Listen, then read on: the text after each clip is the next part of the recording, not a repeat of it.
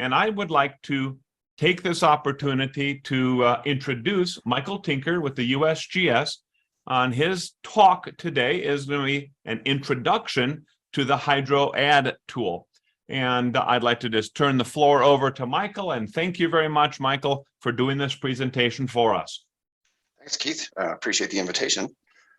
My name is Mike Tinker. I work for the U.S. Geological Survey in the National Geospatial Technical Operations Center. That's where we make the national map.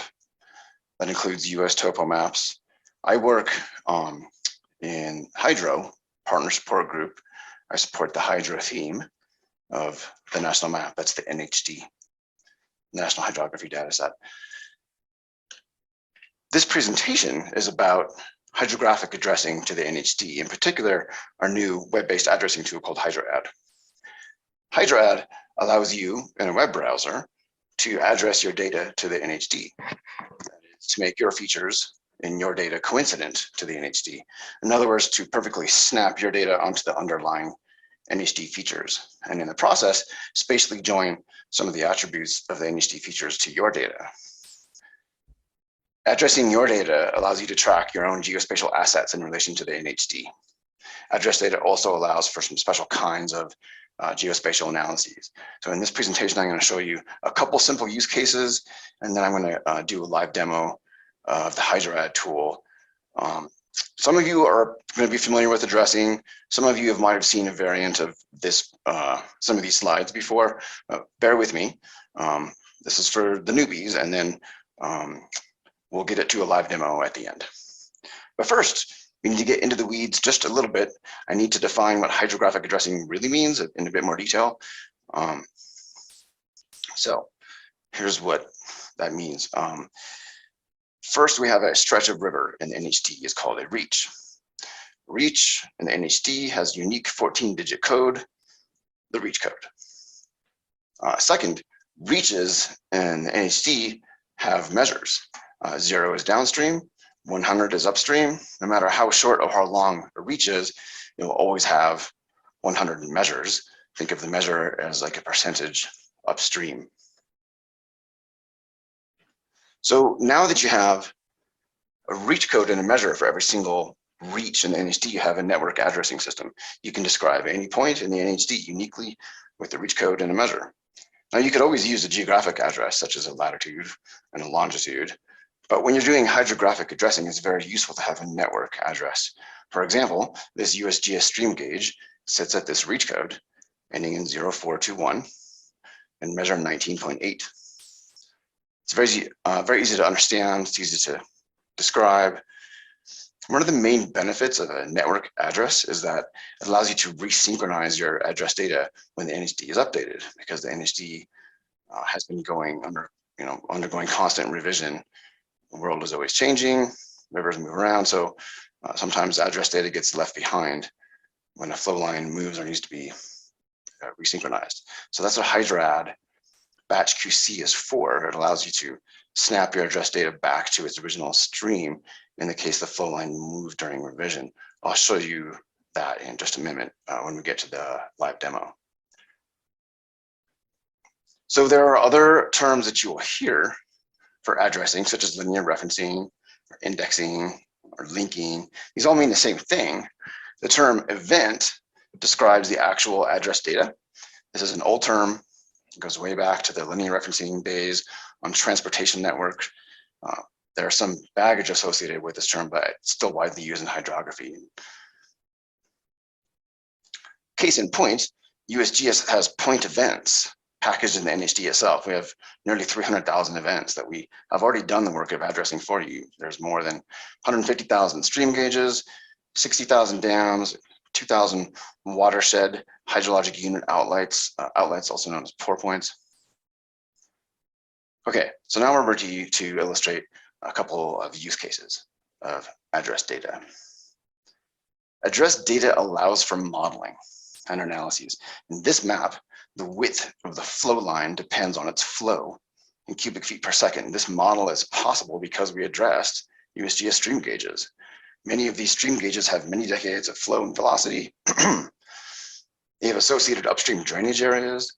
So we can use some fancy regression equations to calculate flow and velocity on ungauged streams. In fact, we have modeled flow and velocity for every single flow line in NHD plus high res. This is a powerful set of attributes. Having flow and velocity built in to the NHD plus high res allows you to do many kinds of modeling analyses, such as time of travel studies for point source pollutants, and make cool maps like this one.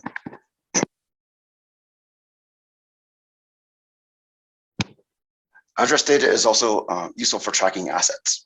The National Wild and Scenic Rivers System is a good example, created by Congress in 1968 to preserve rivers with outstanding natural, cultural, or recreational values in a free-flowing condition. Obviously, wild and scenic rivers are national assets. So USGS puts wild and scenic rivers on the US topo. This little section of the US topo shows the Yukon-Charlie rivers preserve in Alaska. The highlighted rivers are wild and scenic rivers, including the 40-mile river, which is a popular destination. So as you can see, address data doesn't have to be just points, it can be lines too. An addressed line event has a start reach code and a measure, and an end reach code measure, and the intervening geometry is exactly aligned with the underlying NHD. Address data is useful for reporting. One of the objectives of the 1972 revisions of the Clean Water Act was the restoration and maintenance of the nation's water such that it be fishable and swimmable. And so this little map shows the 303D listed streams in Central California. These are all line events. Address data can be polygons too. Here are Trinity Lake and Shasta Lake. These are two 303D listed impaired lakes in California. So that's kind of what addressing means, as a way you can track and report and analyze. The last point I'd like to make about address data is that you can address anything, any kind of hydro observation to the NHD, points, lines, or polygons.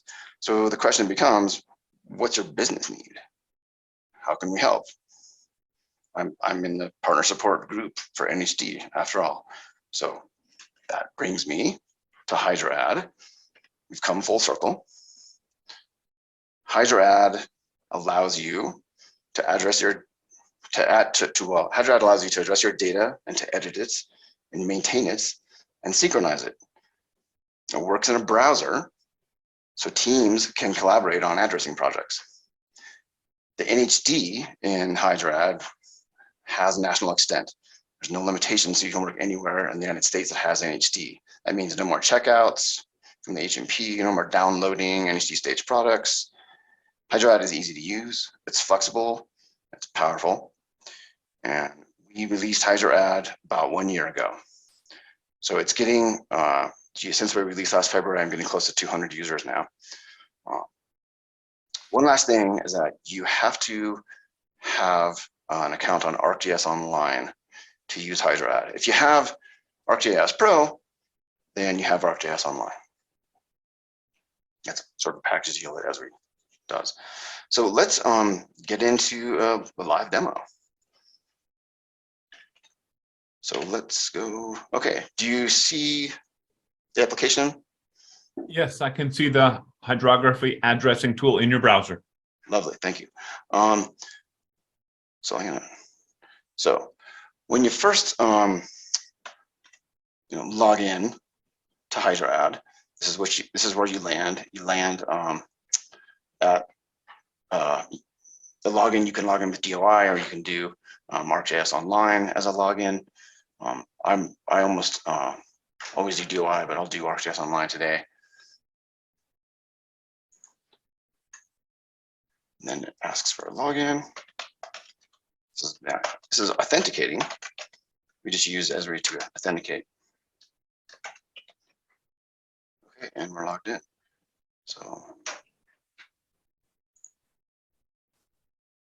So now that we've logged in, I want to show you what's happening under my profile. These are all services that I have. These services live and breathe up at ArcGIS Online. Why don't I just show you that? Oh, here's ArcGIS Online. ArcGIS Online when you share a map from ArcGIS Pro, or even from ArcMap, you can share it in your content, or you can put it into groups. Groups are how ArcGIS Online manages permissions. So for example, this 303 data is a group that I made, and I uploaded several different maps in here that I've been using for testing. There's only 12 people in the world that can get to this. So if you don't want someone editing your maps, then don't put them in the group. But if you want to collaborate on a map, then you put them in this group. And then the maps that you upload are exactly the same symbology and the same layers as you make in Arc Pro. So once you have a map saved and or shared to ArcGIS Online, and you have your users all set up, drill down into the map, and we're going to grab a URL, and we're going to put that URL into HydroAdd. Let's wait for ArcGIS Online to catch up here. There we go. So I've got a couple different layers, lines and points. Why don't we grab this line layer? We're going to copy that URL. Okay, I've copied the URL. I'm going to go back to HydroAdd Tool, and I'm going to just add a new service. Paste in the URL here, and call it anything you want. I'll call it 3D lines, and everything is working well. The data should appear in HydroAdd right away. It's a big data layer, so it's going to take just a second to load. A lot of lines here. And then the service you just added is down here. Also, your services are available up here. These are all of my services. You can turn them on or off, visibility-wise. Other things, like as long as I'm clicking around the interface here, I'll show you. You've got base maps here. When you're doing addressing, when you're in the business of addressing it, you know it just helps to have as many different base maps as possible. So put a bunch in here. Right now it's set to light gray canvas, but I'll set it to US Topo. That's the electronic version of USGS national map, and it's just a beautiful map. And so then you see my line event sitting on top here. So let's make some data. Let's address some points and lines. Over here on the far left-hand side, I'm going to say make new points. So I'm going to address a point layer. So you select the service you're interested in, and I'll just use this top one here. I have a practice. So this is the HydroAdd schema. Your data has to be in the HydroAdd schema. So when you have data and you want to manipulate that data in HydroAdd, when you share it with ArcGIS Online, you have to make sure it's in the right schema. You can get the schema right here. You can download that schema. It's just, if I were to click that really fast, here, hit the wrong one. There it is. Download schema, and you'll see you just get a geodatabase, and it has 2 empty feature classes in it, and then you just append your data into that schema. So let's go back up here to make new, and select my surface layer again. There's my point schema. And once you get into zoom 11 or so, I think NHD is turned on, yes. The actual NHD flow lines show up in the map. And I think, there they are. I think that this is one of the few applications that actually has the reach code label available to you as you're looking at that in the browser. And once you get to zoom 14 or greater, your editing crosshairs appear. The editing crosshair follows around your white arrow cursor. And so you can click anything with the reach code, any flow line, and then that red dot shows you where you're addressing to. Notice there's the reach code here and the measure here. So if I were to, click down here, notice that reach code updates ending 827. If I put it over here, I'm on a reach code ending in 2776, and the measure changes too. If I go up and down this particular reach code, see that measure is changing. The one thing that you must have in order to save, though, is a source ID. You got to give it a unique source ID. It could be anything you want, anything at all. As long as there's a unique identifier, and once you save it, and it should show up in the map. I wonder if I don't have that layer turned on. Let me see. HydroAdd point layer was turned. Yeah, I had the visibility turned off. Now that it's turned on, there it is. Let's make another one so you can see it appear in real time. Give it a identifier. Oh, I already used that one. How do you like that?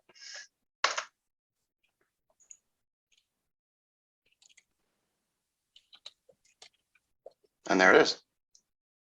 You can do lines in the same sort of way. So if you make a new line, click make new line, and then select service layer. I'll just select this one here called 1404. And then notice that there's a start point and an end point. I hit start, hit the end. Notice that these are both on the same reach code, but they have different measures. Once you give it a source ID, let's give it a source ID. Oops, here we go. I'm just going to do a bunch of J's in a row. Feature created. Well, oh, there it is. It's hard to see. There it is. It says, okay, it's hard to see. I chose a service layer that has a really difficult symbology to see. Maybe I can choose. Let's do 3D lines. That has a nice orange. I think it's a 2-point line. So you can always do a start point and an end point. But if you wanted to hit this button here called use full reach, then click once and there's the trace. That was nice and fast. And then once you give it a source ID. So what happened is I just used one click to trace the entire reach code from measure 0 to measure 100.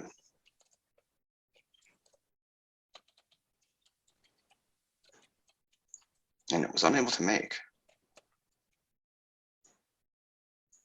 My goodness.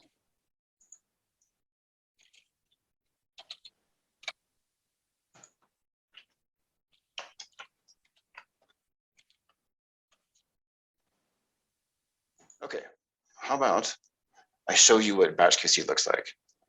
Sorry that we can't make any more new stuff today, but it's funny because I was just testing this a few minutes before to make sure everything was good. One of the reasons batch QC exists is to be able to take your existing, if you have existing point event features or line event features, to be able to take those from, say, medium res and HD and migrate those to high res. You might already have reach codes. So that's what you'd use batch QC for. So you can batch QC points and you can batch QC lines. When you batch QC points, you would make a new job by running the batch QC from a queue or from a service. A queue is something that you make when you're trying to do some editing. I've got a bunch of queues over here. Yeah, before I show you batch QC, why don't I take a step back and give you an idea of what a queue means? Because the whole idea with HydroAdd is that it's sort of a queue-based editing system. So let's go look at, let's see. Actually, no, let's go down to this version here and I'll do search select. And we'll do Washington dams. I think I got these dams from, I think Josh Greenberg wanted to give me these dams. Sure, dams is turned on. Here are some dams in Washington State. So let's say I was interested in editing. So you can select by just drawing a box.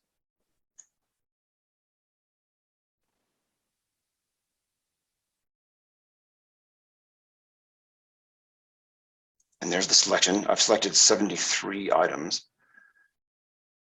So I want to make a queue so I can run through those and see how they look on the network. So I'll make the queue, make a new queue, make sure that I'm selecting from the right service layer. Dams, and we said 73 dots. Give it a label color. Now that I've actually made the queue, I'm going to add those. So there's the label queue. The proof that I actually made a queue is that here it is. Right now I'm looking in search select up here, but I can go to the queue I just made. If you want to save a selection, you make a queue. So once you've got that queue, here's what the queue looks like. Click a row to zoom to a feature. Make sure NHD is turned on. Yes, visibility is turned off. There we go. So once you've got yourself a queue, you notice that these are all thumbs down right now. But let's say I want to make sure that this is in the right place. So you can edit from the row, reposition the feature where it needs to be. It's already got a source ID, so I can save it. And there's the update in real time. We just updated the feature as it lives up on ArcGIS Online. Once we returned to our spot in the queue after editing, HydroAdd gives it a thumbs up. It's been approved. HydroAdd assumes that you've put it in the right place by manually editing it, and so it's now approved. Thumbs up. Do another one. That looks to me like it's supposed to be over here. So my reach code and my measure changed. Save the location.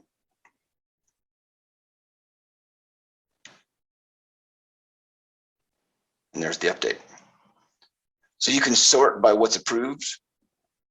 Everything I've approved so far on this particular service layer. Geez, maybe it's actually faster to just show what's unapproved. Because what you usually do are you're going to be working through what's unapproved. And then when you put your headphones on and you can crank through a whole bunch of dots in a day and just go everything from unapproved to approved.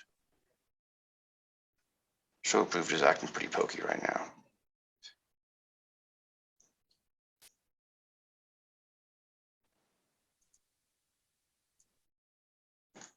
Let's try to edit one.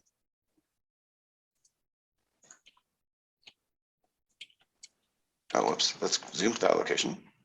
Sorry, zoom. At the location. Put it over here.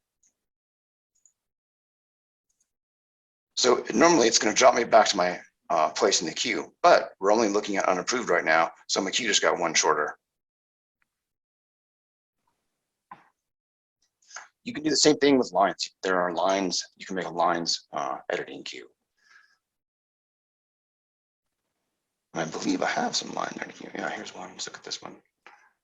So these are some test lines that I made. Let's zoom to one of those features. These are way down in Texas, in the Sam Houston National Forest. I was using some straight line tests to test batch QC. So these are a little bit hard to see on top of the HD, so I'll turn the HD off for a second.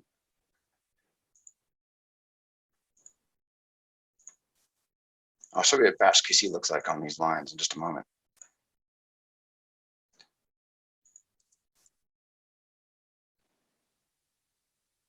So now that you know that the whole idea behind HydroAdd is being able to edit from a queue. So it makes pretty fast work when you've got tons and tons of the point events or line events you want to work through. But if you have thousands of events that you want to migrate from, say, the medium res to the high res, that's what batch QC is for.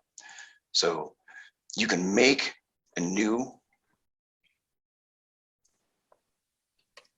batch QC job from either a service or a queue. I recommend using a queue because services can get pretty big. You can run a batch QC on our entire service. Maybe we've got 10,000 dots. It would take a while. So I like to test by making just a little bit smaller jobs. We made a queue. We had dams, 73 dots. So why don't we just see what that looks like? Most of these they look like they were really in tight locations. So dams test.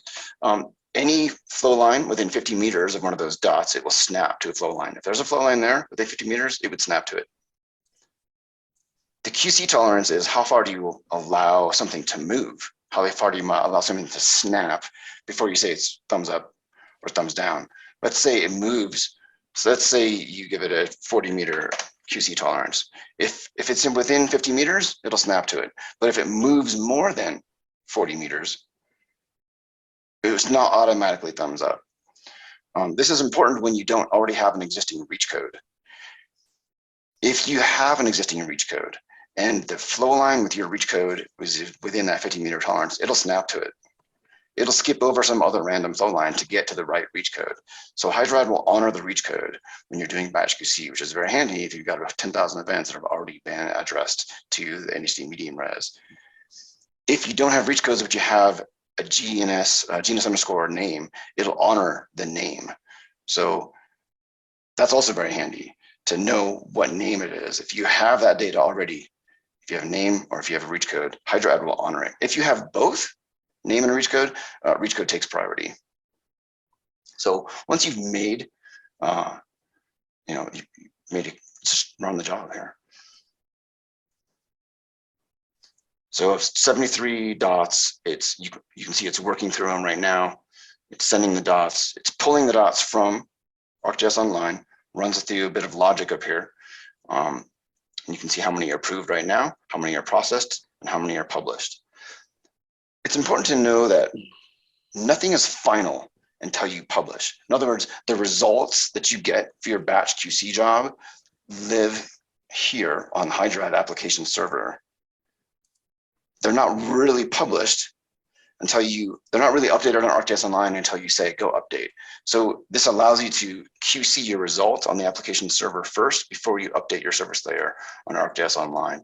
Looks like I had almost everything approved within 50 meters. Here's one that's not, that wasn't. So let's click the row to zoom to it. And I can see why this didn't snap to anything. Oh, maybe let's turn the NHD on here real quick. So that's probably farther away than 50 meters.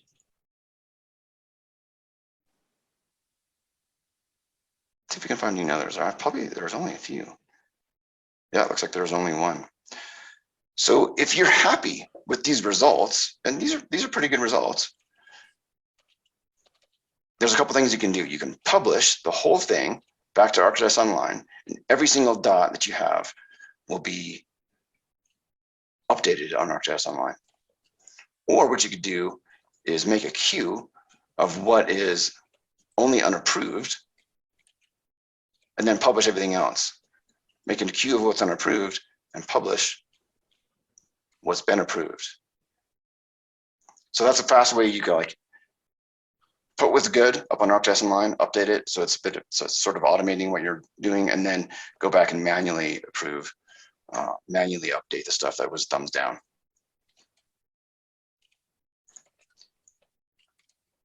So let's say I wanted to put just that one into a queue. I'd say, okay, include unapproved only, make me a new queue, unapproved dams.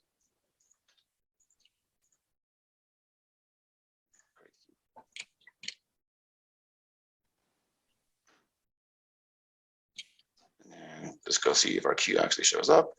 There it is, unapproved dams. It's got one feature in it. There it is.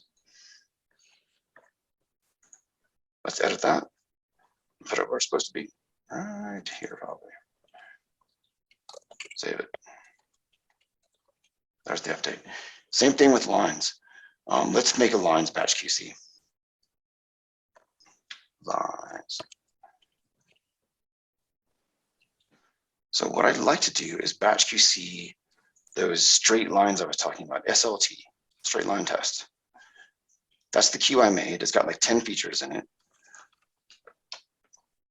Straight line test, snap tolerance 50 meters, QC tolerance also 50 meters, length change tolerance. There's one extra thing that you get in lines that you don't get in points. That's the length change tolerance. If you have a long line and it snaps to a set of NHD features, the lines break at the reach codes. So if you have a really, really long thing, it'll turn into several shorter lines, one for each reach code. The length of that smaller reach code, that length change is what this length change tolerance is about. This number is a percentage. So right now, what I'm seeing is that if I run this batch QC and some of those long lines are addressed to nearby NHD lines and change length, up to 50% will be approved. Anything that changes length more than 50% will snap, but it wouldn't be automatically thumbs up because it changed length a lot more than 50%. You're going to want to put it into a queue and take a look at it. So let's run it.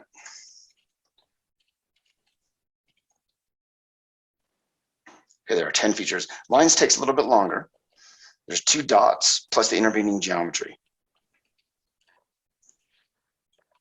So it takes a little bit longer to run over the web, but we're almost done. I had 10 items that I started with. What happened is that it got split over 21 reach codes. 5 of those were approved. So let's take a look at that in the batch QC queue. Let's look at this first one, Kelly Road. So you can see when you mouse over it, it turns yellow. So these colors are the same whether you're talking about points or lines. So if I were to zoom out here, for example, the original stuff is in cyan. That's my originals. You know what I'm going to do is I'm going to turn the base map to US topo. So the originals are cyan, those are the straight line tests, and then the new locations that it snapped to are in red. In this case, Kelly Road number 2, you see the original location in yellow, and it snapped over 2 different reach codes. You can see how that changes yellow when I mouse over it. You can even zoom into that feature. And if you want to get details on what really happened, click the details button and you can see what's going on. There's my tolerances. The snap distance for one of the 2 points was 0. For the other point was 12 meters. You got to have both start point and end point be within tolerance or it won't snap. The length change percent was 31%. That's well within our 50%, so that one's probably approved. In fact, it says approved in snap tolerance, in QC tolerance, in length change tolerance, and the name matched and the reach code matched. So all the details that you get are like sort of summarized here in plain English at the bottom. Yeah, this was a good stopping point. This is where I kind of wanted to stop, was that we did points batch QC, lines batch QC, we covered queues, and we covered how to get your data from HydroAdd or from ArcGIS Online into HydroAdd. I apologize for some of the a little bit slow behavior earlier. We'll just blame Zoom for that. Yeah, I suspect some of that was because of the bandwidth that was being consumed by Zoom, and not. So Yeah. Open it up for questions.